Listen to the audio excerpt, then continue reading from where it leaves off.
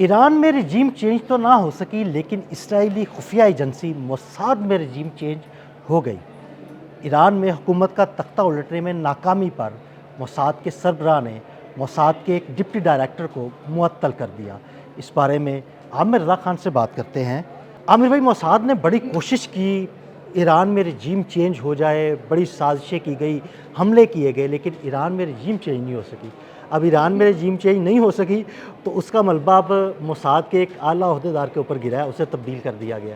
हाँ जी, बिल्कुल ये खबर आई है। कल दो खबरें बड़ी अहम थी मोसाद के हवाले से। एक, पेंटागन ने जो कहा है कि पेंटागन में भी मोसाद हाँ जी, जासूसी बिल्कुल करते रहे। जासूसी कर रहे हैं। देखिए, इनकी रसाई थी पेंटागन के अंदर तक, इनको इजाज़त थी। ये पेंटागन में जाकर मीटिंग्स भी करते रहे, लेकिन इस दौरान ये वहाँ से मवाद चोरी करने का भी काम करते रहे। तो ये इल्ज़ाम जब सामने आया तो इसका मतलब है अमेरिका और इसराइल जो है ये एक दूसरे की भी जासूसी करा रहे हैं। देखें, आज ये एक दूसरे को भी बख्श नहीं रहे तो ये मुसलमानों को कहाँ बख्शेंगे। पहली बात यह है। दूसरी बात यह है कि मोसाद का पहले दिन से ये प्लान था कि 4 दिन की जंग के बाद ईरान में रजीम चेंज हो जाएगी, और रजीम चेंज होने के बाद जो हम उससे कहेंगे तमाम न्यूक्लियर असासे जो हैं वो हमारे हवाले कर यानी वो देंगे। हमारे कदमों में आ जाएंगे, न्यूक्लियर सासे हमारे हवाले करेंगे, मिसाइल टेक्नोलॉजी से वो बैकअप कर देंगे। अगली बात बताता हूँ आपको कि जितनी तेल की आमदन है और गैस की आमदन है वो कतर में जमा कराई जाएगी। यानी वो वेनेजुएला वाला मामला। वेनेजुएला वाला मामला कि कतर में जमा कराई जाएगी। ईरान को जितनी ज़रूरत होगी उतनी उसको रकम दे दी जाएगी, लेकिन ये पेट्रो डॉलर की सूरत में कतर के पास अमेरिका के बैंकों में मौजूद रहे। यही आप अंदाज़ा करें कि डायरेक्ट अमेरिका के पास नहीं रहेगी या यहूदियों के पास नहीं रहेगी। ये सारा एक ऐसा प्लान था जो कि मुझे भी नज़र आता था कि शायद ये इसको मुकम्मल कर लें। क्यों? एक बड़ी सुपर पावर अमेरिका, उसके पीछे एक एटमी कुव्वत इसराइल, बिल्कुल 13 के करीब इस्लामी छोटे छोटे चमूने, चमूने लफ्ज़ पता नहीं क्या है क्या नहीं है, अच्छा छोटे छोटे ये जो हैं ये सब मिलकर ईरान पर हमलावर हुए।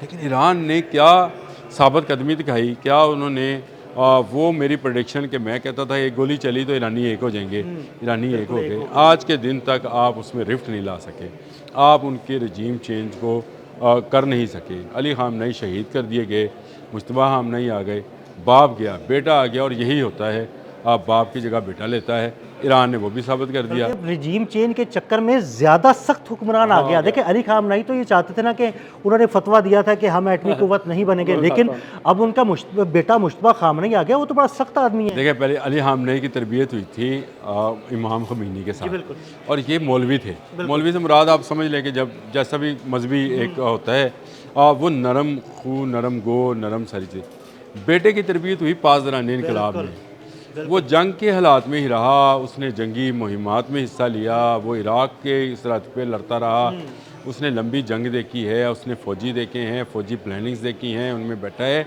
उसका फ़ौजी जहन है। और जिसका फ़ौजी जहन हो उसको जंग प्लान करने में कोई मुश्किल पेश नहीं आती है। और ये मुश्किल जो है अब इन्होंने अपने लिए ख़ुद कर ली है। यानी इनका जो गेम प्लान था या इनका मास्टर प्लान था वो ख़त्म हुआ। इसीलिए उस आला ओहदेदार को जो है मोसाद की जो है हटाया गया है और उसकी जगह गल्फमैन को लेके आया गया है। और मज़े की बात यह है कि उस आला ओहदेदार का नाम भी डिस्क्लोज़ नहीं किया उन्होंने। लेकिन इसलिए डिस्क्लोज़ नहीं किया है कि ये मैं ये समझता हूँ कि उस पर 2 इल्ज़ामात बड़े संगीन हैं जिन पर शायद उसको हाँ, बिल्कुल शायद उसको ख़त्म ही कर दिया जाए। क्यों? अगर ये ना, एक तो इल्ज़ाम उस पर यह है कि उसने रजीम चेंज की रिपोर्ट तैयार की थी और जो रिपोर्ट थी, और दूसरा ये इल्ज़ाम है कि उसने पेंटागन से राज चोरी करने की कोशिश की थी। अब ये 2 इल्ज़ामात इकट्ठे हुए हैं, पेंटागन ने इस पर एहतजाज भी किया है और इस पर इन्होंने सिर्फ एक डिप्टी डायरेक्टर के जो है कुर्बानी का बकरा बनाया है। ये नेतन्याहू तक इसकी पींगे जानी है। मैं आपको याद रखिएगा, इस सारे गेम प्लान, दोनों प्लान्स आप देखें, आपको याद है 28 फरवरी से पहले तकरीबन 24-25 फरवरी को वाइट हाउस के अंदर एक मीटिंग होती है जिसमें जनरल्स के साथ नेतन्याहू शामिल हुए थे और उन्होंने डोनाल्ड ट्रंप के साथ बैठकर वहाँ पर इसको सारा प्लान किया था। और उसके बाद हमने कहा था कि ये ईरान पर हमला कर देंगे। वो डोनाल्ड ट्रंप इसकी तरदीद कर रहे थे, वो कह रहे थे ईरान बाज आ जाए, हमारे ब्यूटीफुल आर्मीडास जो हैं वो ईरान की तरफ जा रहे हैं, ईरान सरेंडर कर जाए। लेकिन अचानक से इसराइल ने फायर किया और जंग शुरू हो गई। बिल्कुल ऐसे। ये सारी वो सूरत हाल है जो कि मोसाद की रिपोर्ट पर तैयार की गई। तो मैंने एक दफ़ा आपसे कहा भी था कि इतनी बड़ी CIA है, पेंटागन है, इतने बड़े दिमाग हैं, ऐसे बेवकूफ़ लोग हैं, कहना नहीं चाहिए, कि उन्होंने सारे का सारा मिडल ईस्ट जो कि दुनिया का अहम तरीन इलाका है और क़यामत तक रहना है, वो मोसाद के उसको हवाले मोसाद किया के हुआ था। हवाले किया हुआ था कि जो मोसाद कह रहा है वो वैसा ही होगा। मोसाद ने कहा था कि ये ईरान इस्लामी ममालिक पर हमला नहीं करेगा, ईरान ने कर दिया। इन्होंने कहा सुल्तान एयर बेस पर हमला हुआ तो पूरी इस्लामी दुनिया उठ पड़ेगी, सऊदी अरब पे हमला हुआ है, हाँ सऊदी अरब वाले भी नहीं उठे। बिल्कुल ऐसे। उन्होंने कहा ये तो अमेरिकन है। कतर पर हमला हुआ तो कतर जो है इसका जवाब देगा, और कतर अपने जहाज़ जो है जो उसके पास अमेरिकन ही हैं वो अपने उड़ाएगा। कतर ने एक जहाज़ नहीं उड़ाया। बिल्कुल ऐसे ही। सऊदी अरब ने अपनी एयर स्पेस बंद कर दी, कतर ने आज अपनी एयर स्पेस बंद कर दी। अमान को आप धमकियाँ दे रहे हैं जो आपका इत्तेहादी है। तो एक के बाद एक नाकामी जो है इनके सामने नज़र आ रही है।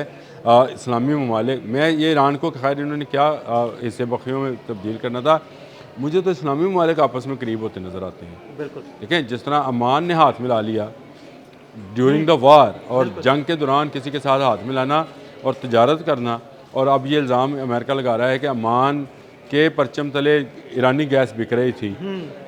ये कल को इल्ज़ाम कतर पे भी लगना है, मैं आपको बता दूं।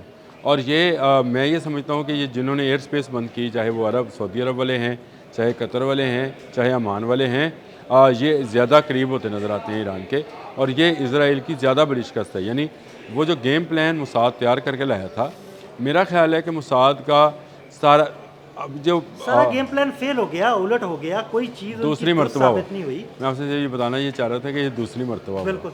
इससे पहले एक गेम प्लान था, अगर आपको याद है, वो मई 2025 था, हाँ जी जिसमें भारत ने किया था, और मैंने उस पर कहा था कि भारत के अंदर एक कमांड एंड कंट्रोल सेंटर बनाया गया जिसमें यहूदी बैठ गए थे, और उन्होंने बैठकर इसको प्लान किया था। इनके ख्याल में जब बरामोस चलेगा, राफेल उड़ेगा, तो पाकिस्तानी जो हैं वो उसी तरह से सरेंडर कर जाएंगे। उल्टा पाकिस्तान ने ऐसा जवाब दिया कि भागना पड़ा, मरना पड़ा, और यहूदी वहाँ से भाग गए। भारत जो है घुटनों पे चला गया, अमेरिका की मिन्नतें की और जंग से ख़ुद को बचा लिया।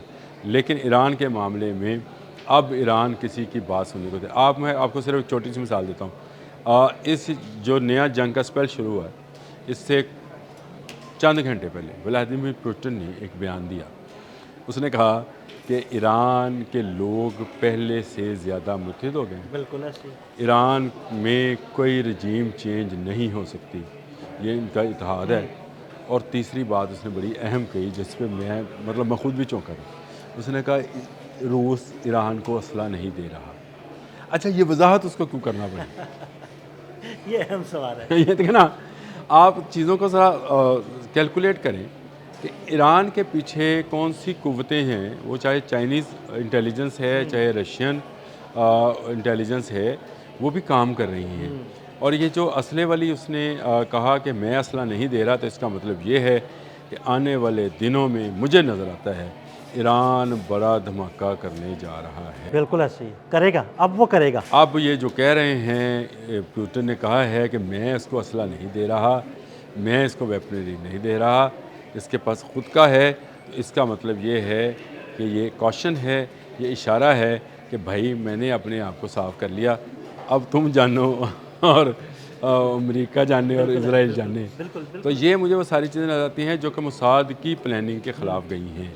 और जिस तरह से हालांकि रशिया ख़ुद फंसा पड़ा था यूक्रेन वार के अंदर, लेकिन इसके बावजूद ईरान को उसने बड़ा सपोर्ट किया है, और ख़ासकर ईरान के न्यूक्लियर प्रोग्राम पर, जिसका सारे का सारा रशियन बेस्ड है। सैटेलाइट्स जो हैं उन्होंने बड़ा चाइनीज़ सैटेलाइट्स हैं, सैटेलाइट्स ने उन्होंने सपोर्ट सपोर्ट किया। तो ये जो न्यूक्लियर इनका प्रोग्राम है ईरानियों का, ये तो प्योरली रशियंस का है, इसमें कोई चाइना का चीज़ नहीं है। और नई डील भी हुई है। नई डील भी हुई $30 अरब की। तो उस पर पुतिन का ये एक बयान सिर्फ चंद घंटे पहले आने वाला, उसने मोसाद की बड़ी नाकामी, ये इससे साबित होता है कि ईरान के न्यूक्लियर पावर होने के बारे में भी मोसाद के पास ओरिजिनल रिपोर्टिंग नहीं है। ये उनके पास फेक रिपोर्टिंग है कि ईरान ने अभी तक नहीं बनाया है। मेरा अपना ज़ाती ख्याल है कि ईरान रशिया के साथ मिलकर अपना ये काम मुकम्मल कर चुका, बस सिर्फ धमाका करने की ज़रूरत है। ऐलान बाकी है। ये ऐलान जिस दिन हो गया उस दिन जो है आपको समझ आ जाएगी मोसाद के अंदर रजीम चेंज हो गई है। बहुत शुक्रिया आमिर भाई। आमिर भाई ने इस सारे मामले के बारे में बड़ी तफसील के साथ आपको आगाह किया। मज़ीद अपडेट्स के लिए हमें फॉलो करते रहें। अदील अहमद और आमिर रज़ा को इजाज़त दीजिएगा। अल्लाह हाफ़िज़।